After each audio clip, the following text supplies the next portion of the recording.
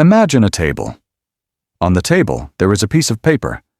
The paper is a peace treaty, an agreement between countries to stop fighting. The signatures are dry. The ink is official. The year is 1919. The First World War has just ended. Everyone hopes this paper will protect the future. But peace is not just a signature. Peace is not just a document. Peace is a living thing. It needs trust. It needs fairness. It needs strength. And this peace, the peace after World War I, was fragile. Fragile means easy to break. 20 years later, the world broke again. World War II lasted from 1939 to 1945. It was fought across Europe, Asia, Africa, and the Pacific. It involved more than 60 countries. An estimated 70 to 85 million people died: soldiers, civilians, children, families. Cities were destroyed. Borders were redrawn. Entire communities were erased. But World War II did not only destroy, it also changed the shape of the modern world. New international systems, new technology, new fears, new rights, new questions that we still carry today. So, how did one war change the modern world? This is the story of that war told clearly, carefully, and honestly. And along the way, you will learn English through history. Let us begin. Chapter 1. A Peace That Failed. The year is 1919. World War I is over. Leaders from Britain, France, the United States, and other nations meet in the city of Versailles, near Paris. They write a treaty, the Treaty of Versailles. A treaty is an agreement between countries. This treaty officially ends the war, but it also punishes Germany. Germany must accept blame for the war. Germany must pay large sums of money, called reparations. Germany must reduce its military. Germany loses territory. Many people in Germany feel humiliated. Humiliated means deeply embarrassed and shamed. The treaty does not feel like peace. It feels like punishment. And punishment, without fairness, can plant the seeds of anger. Now, an important point. The Treaty of Versailles did not cause World War II by itself. History is never that simple. But the treaty helped create anger and instability conditions that dangerous leaders later used to gain power. Then the situation becomes worse. In the late 1920s and into the 1930s, a global economic crisis strikes. This is the Great Depression. Factories close. Banks fail. Millions of people lose their jobs. In Germany, the crisis is especially severe. Families struggle to buy food. People stand in long lines, waiting for work that does not come. When people are afraid and angry, they sometimes look for someone who promises easy answers. Adolf Hitler and the Nazi Party rise to power in Germany during this crisis. Hitler is not a hero. He is a dangerous extremist. A man who uses fear, racism, and propaganda to gain control. Propaganda means information designed to manipulate what people believe. Hitler becomes a dictator, a leader with total power. He ends democracy in Germany. He silences opposition. He builds a military machine. And he spreads a hateful ideology, the idea that some people are less than human. A dictator does not share power. A dictator does not allow disagreement. Under Hitler's rule, Germany becomes a place where rights disappear and violence becomes policy. The fragile peace is breaking. Across Europe, tension grows. Other aggressive governments in Italy under Mussolini and in Japan under military leadership also expand their power and territory. Then, step by step, Hitler tests the world. Germany rebuilds its military in violation of the treaty. In 1938, Germany takes control of Austria. Then Hitler pressures Czechoslovakia. Britain and France try a policy called appeasement, giving concessions and hoping that compromise will prevent war. Appeasement means trying to satisfy an aggressor by giving them what they want. But each concession makes Hitler more confident. Each step makes the next step easier. The world is under pressure, and pressure, without release, leads to rupture. The peace was already failing. Then the border was crossed. Chapter 2. The world catches fire. On September 1st, 1939, German forces invade Poland. Invade means to enter another country by force. 2 days later, Britain and France declare war on Germany. To declare war means to officially announce that a state of war exists. The European war has begun. Events move with terrible speed. In the spring of 1940, German forces sweep through Western Europe. Denmark, Norway, Belgium, the Netherlands country after country falls. Then, in June 1940, France itself falls. One of Europe's largest nations is defeated in just 6 weeks. During the chaos, hundreds of thousands of Allied soldiers become trapped on the beaches of Dunkirk, in northern France. In a desperate evacuation, military ships, fishing boats, civilian vessels, many soldiers are rescued across the English Channel. But Dunkirk is not a victory. It is survival. And survival is not the same as safety. Now Britain stands largely alone in Western Europe. German planes begin bombing British cities. This period is called the Blitz. Night after night, civilians hear air raid sirens. Families rush into shelters, underground rooms built to protect people from bombs. Children are sent to the countryside. People survive the night, then walk through broken streets in the morning. War does not stay on a battlefield. It enters cities. It enters homes. But World War II is not only a European story. In Asia and the Pacific, Japan's military government has been expanding aggressively for years, invading Manchuria in 1931 and launching a full-scale war against China in 1937, causing enormous civilian suffering. On December 7, 1941, Japan attacks the American naval base at Pearl Harbor in Hawaii. The attack is sudden and devastating.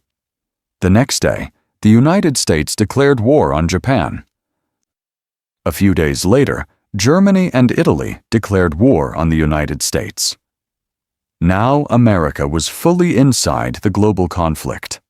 The war was now truly global, fought on multiple continents, across oceans, involving nations from every part of the world. The map of peace has become a map of fire. As the war grows larger, its human darkness grows deeper. Chapter 3. Into the Darkness. We must now speak about the darkest part of this history. We must speak carefully and honestly. The Holocaust is the central moral horror of World War II. The Nazi regime and its collaborators carried out the systematic persecution and murder of 6 million European Jews. Persecution means cruel and unfair treatment of people because of who they are. Genocide means the planned destruction of a people or a group. The Holocaust was genocide. The Nazis also targeted and killed many others: Roma people, disabled people, Polish civilians, Soviet prisoners of war, political opponents, and others who did not fit their ideology of racial hatred. This did not happen suddenly. It began with laws. Jewish people were excluded from jobs, from schools, from public life. Their businesses were destroyed. Their rights were removed, step by step. Then came forced deportation, people taken from their homes, packed into trains, sent to concentration camps and killing centers. Places like Auschwitz became sites of mass murder on an industrial scale. One way to understand the human face of this history is through Anne Frank. She was a Jewish girl living in Amsterdam. When the Nazi occupation reached the Netherlands, her family went into hiding, living in concealed rooms behind a bookcase for more than 2 years. Anne wrote in her diary. She wrote about fear, boredom, hope, and the desire to live a normal life. In 1944, the family was discovered and arrested. Anne Frank died in the Bergen-Belsen camp. She was 15 years old. Her diary survived. It has been read by millions of people around the world. It reminds us that history is not only about maps and armies. History is also a closed door, a quiet room, a family hoping to stay alive, and a young person writing because writing became one of the few private freedoms she still had. Forced to hide, taken away, never came home. These phrases are not just vocabulary. They describe real experiences, especially for Jewish families targeted by Nazi persecution and for many other victims of Nazi violence. The Holocaust must never be forgotten, not because remembering is comfortable, but because forgetting would be a second injustice. Even in this darkness, people resisted. And slowly, the direction of the war began to change. Chapter 4. The Tide Turns. A turning point is a moment when the direction of events changes. World War II had several turning points. Each one cost an enormous price. On the Eastern Front, the Battle of Stalingrad, fought from the summer of 1942 into the winter of 1943, became one of the most important battles of the entire war. The city was reduced to ruins. Soviet soldiers and civilians fought building by building, street by street, in freezing cold. The human cost was staggering. An estimated 2 million people were killed, wounded, or captured on both sides. But the German advance was stopped. The tide began to turn. Turn the tide means to change the direction of a struggle. Across occupied Europe, resistance movements also made a difference. Resistance means fighting back against an occupying power.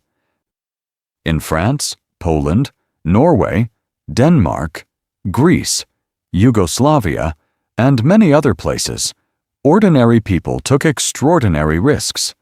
They passed secret information to the Allies. They printed illegal leaflets. They hid people who were being hunted. They sabotaged enemy supplies.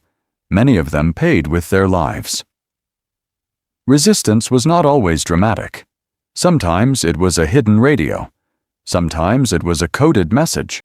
Sometimes it was simply refusing to cooperate. Then came June 6, 1944, a date known as D-Day.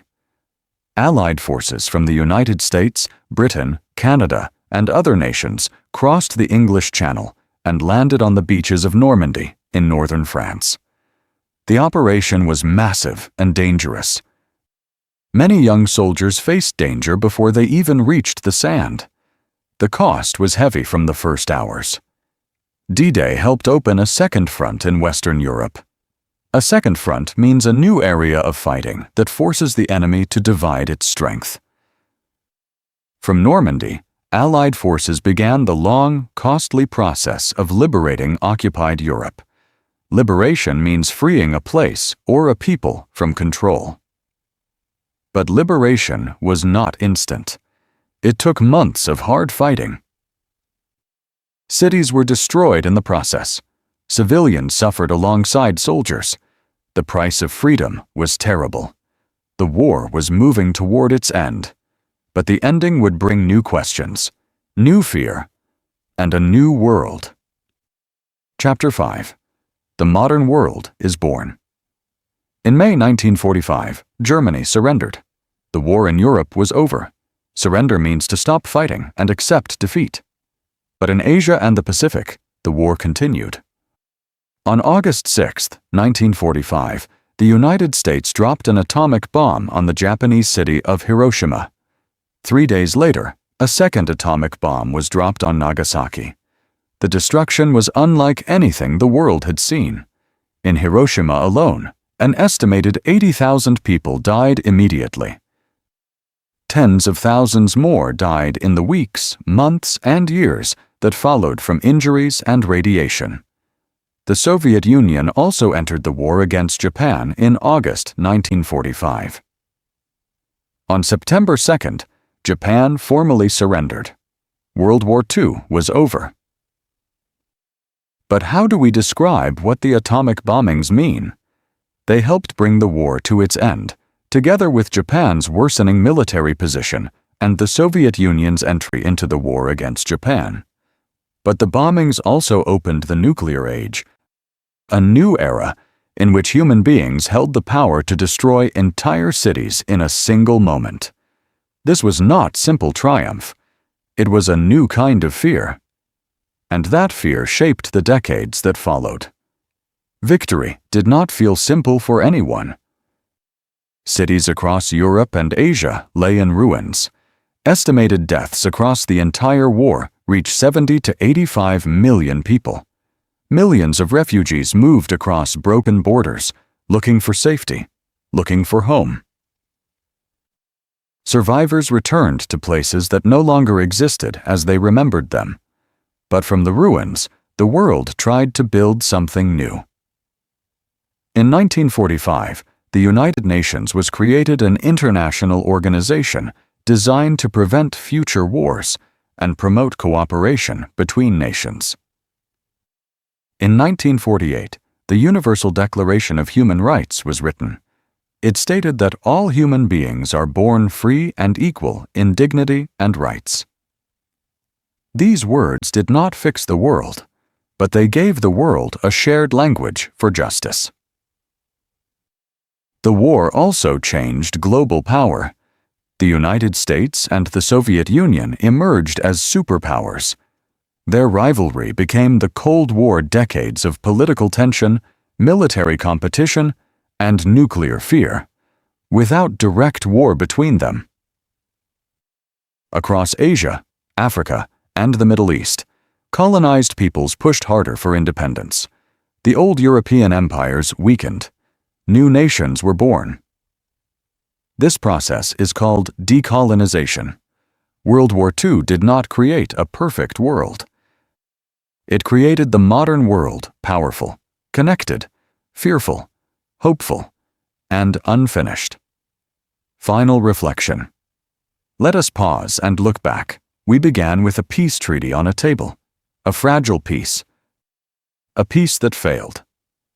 We watched borders being crossed, cities burning, families separated. We stood in the darkness of the Holocaust, the planned destruction of millions of human beings, and we said, this must never be forgotten. We saw the tide turn at Stalingrad, in resistance cellars, on the beaches of Normandy. We saw ordinary people face extraordinary danger. We saw the war end not with simple celebration, but with ruins, grief, nuclear fear, and difficult questions. And from those ruins, we saw the modern world begin to take shape. The United Nations, human rights, superpowers.